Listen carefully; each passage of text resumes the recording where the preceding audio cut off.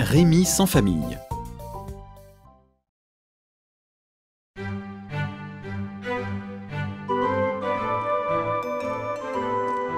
Il était une fois un garçon nommé Rémi qui vivait dans un village. Les gens avec qui il vivait l'avaient trouvé dans la rue quand il était bébé. Il ne connaissait donc pas ses vrais parents. Ses parents adoptifs ne le gardaient que parce qu'ils espéraient une récompense de sa vraie famille un jour. Ils n'envoyèrent pas Rémi à l'école et le forcèrent à travailler tout le temps.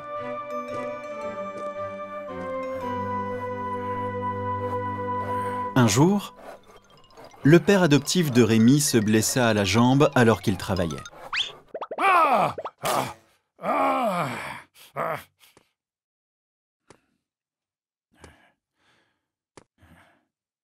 Quelques jours plus tard, il emmena Rémi quelque part avec lui. Papa, mais où est-ce qu'on va, dis-moi? Tais-toi et suis-moi. Le père adoptif de Rémi ne pouvait plus travailler autant à cause de sa blessure. Il décida donc de vendre Rémi pour se faire un peu d'argent. Je ne sais pas, il a l'air faible. Il ne faut pas se fier aux apparences. Il est beaucoup plus fort qu'il n'en a l'air. Et il travaille dur. D'accord, mais c'est tout ce que j'ai. C'est tout? Quoi? C'est à prendre ou à laisser. Oh, très bien. Comprenant qu'on était en train de le vendre, Rémi se tourna vers son père adoptif avec un air triste. Papa, mais que va-t-il m'arriver maintenant? Je veux pas m'en aller.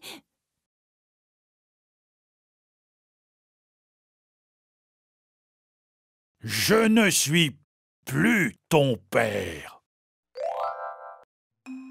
Le vieil homme était en fait un artiste de rue qui voulait que Rémi soit son assistant.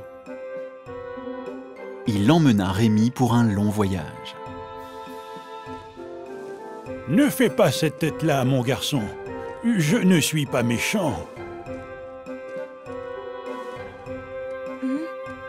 Mais où est-ce que vous m'emmenez? Nous n'avons pas de maison. Nous allons voyager de ville en ville. Mais notre voyage sera plein de formidables aventures.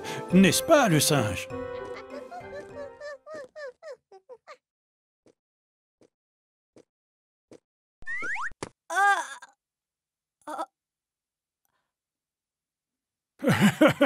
Je pense qu'il commence à bien t'aimer.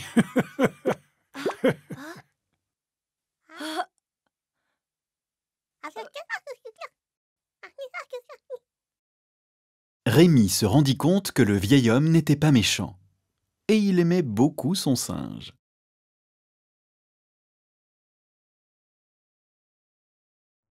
Rémi suivait le vieil homme partout où il allait et ils faisaient des spectacles ensemble. Regardez le singe, regardez. Rémi collectait des pièces dans un chapeau parmi le public. Ah, c'est bien. Tiens, voilà pour toi. Voilà pour toi, tiens. Merci beaucoup, monsieur. Merci. Rémi et le vieil homme achetaient à manger avec l'argent collecté lors de leur spectacle. Quand ils n'en avaient pas assez, ils étaient affamés.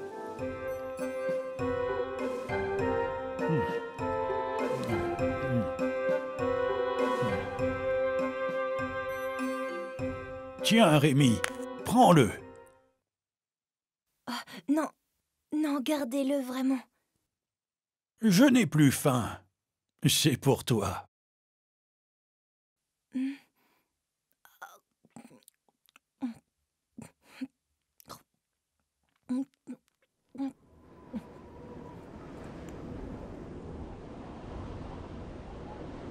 L'hiver approchait.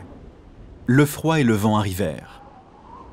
De moins en moins de gens voulaient rester dehors et regarder le spectacle.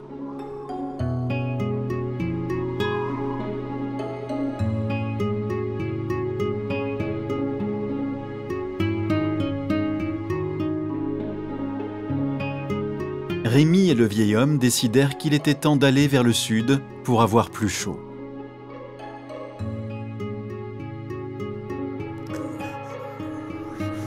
C'était une nuit froide et enneigée.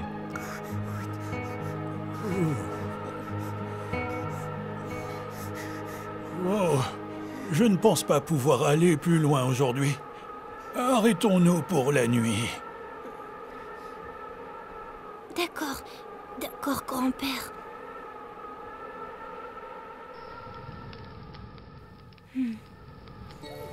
Grand-père, Oui, Rémi? comment sont mes parents, d'après toi? S'ils te ressemblent, ce doit être de très bonnes personnes. Tu crois? Mais alors, pourquoi est-ce qu'ils ne me cherchent pas? Pourquoi, grand-père?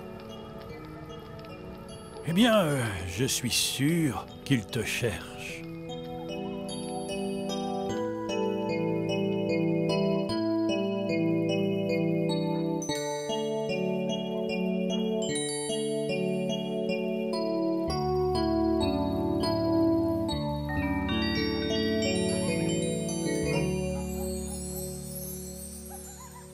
Pauvre Rémi, je vais t'aider à trouver tes parents. Je dois t'aider.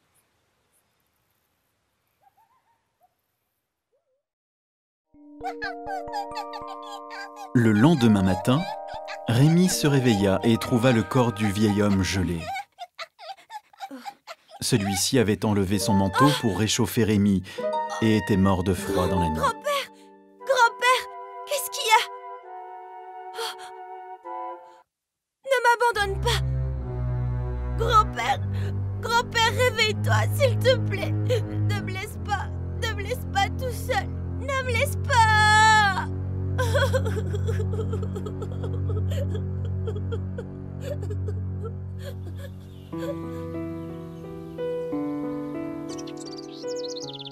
Maintenant que le vieil homme était mort, Rémi était seul à nouveau.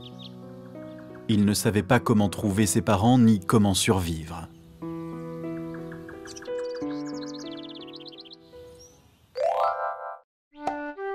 Rémi essaya de faire un spectacle sur la place du village comme son grand-père faisait.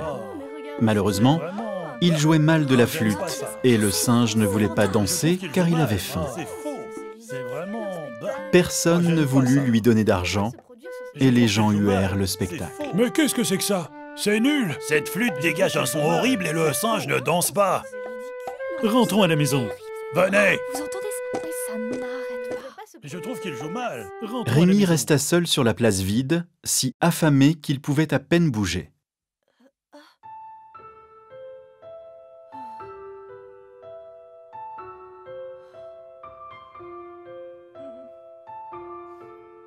Il faut essayer autre chose, petit singe.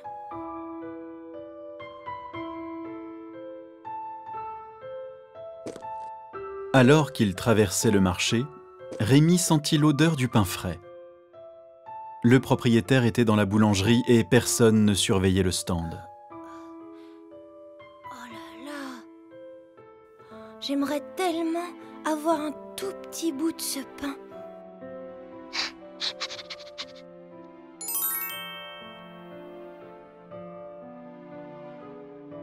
Sur ces mots, le singe sauta de son épaule et piqua une miche de pain. Non, petit singe, reviens ici! Reviens! Rémi courut après le singe, mais il était trop rapide et disparut avec le pain.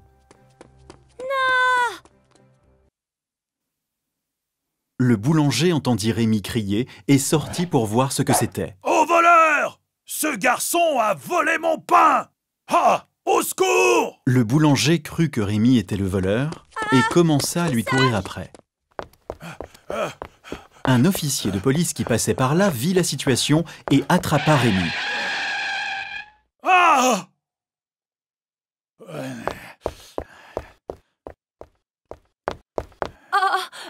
Méchant garçon!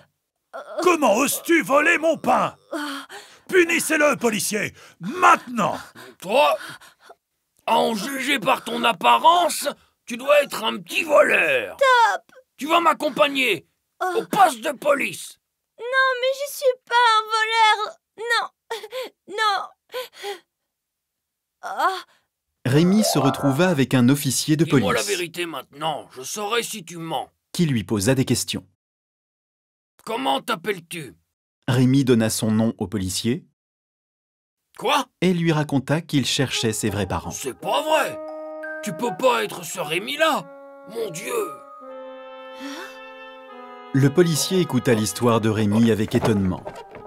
Là-dessus, il sortit quelque chose d'un tiroir. C'était une affiche de personnes disparues pour Rémi. Tu vois ça? Je dois appeler tes parents. La mère de Rémi décrocha le téléphone et courut au poste de police.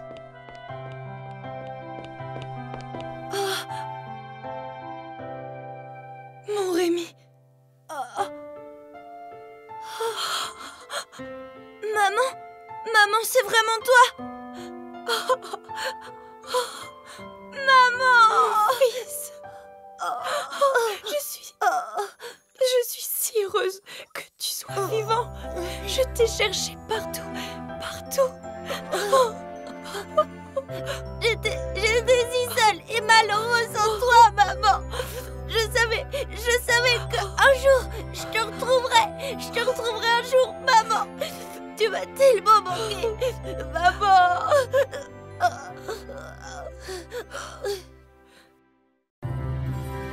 Rémi et sa mère étaient enfin réunis.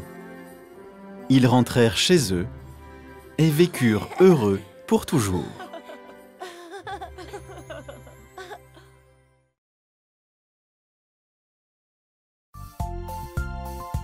Le merveilleux voyage de Niels. Le stoïque soldat de plomb. Le lièvre et la tortue de mer. Jacques l'abruti. Maya l'abeille. Unbu et Nolbu.